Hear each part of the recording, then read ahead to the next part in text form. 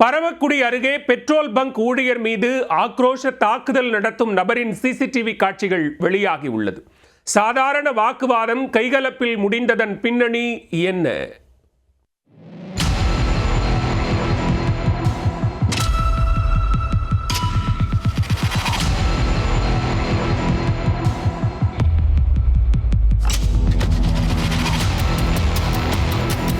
Petrol நிரப்புவதில் தகராறு, bunk ஊழியர் மீது ஆவேசம், நாற்காலியால் ரத்தம் சொட்ட சொட்ட தாக்குதல் நடந்தது என்ன?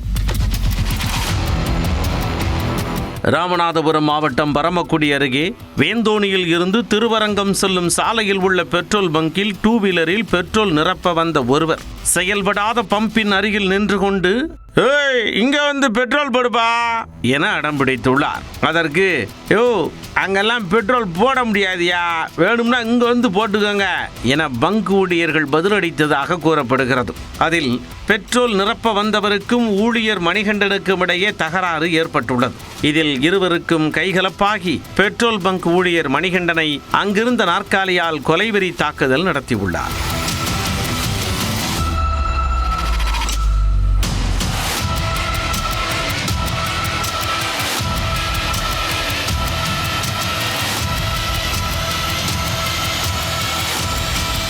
பெட்ரோல் நிரப்ப வந்தவரை பங்க் ஊழியர்கள் கன்னத்தில் அறைய பதிலுக்கு அவர் இப்படியொரு கொடூரச் செயலை அரங்கேற்றியுள்ளார்.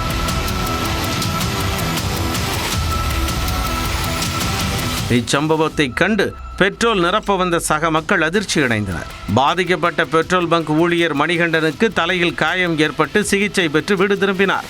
இதனையடுத்து தாக்குதலில் ஈடுபட்டவர் குறித்து பரமக்குடி காவல் நிலையத்தில் புகார் அளிக்கப்பட்டது. புகாரின் பேரில் விசாரணை மேற்கொண்டு வருகின்றனர்.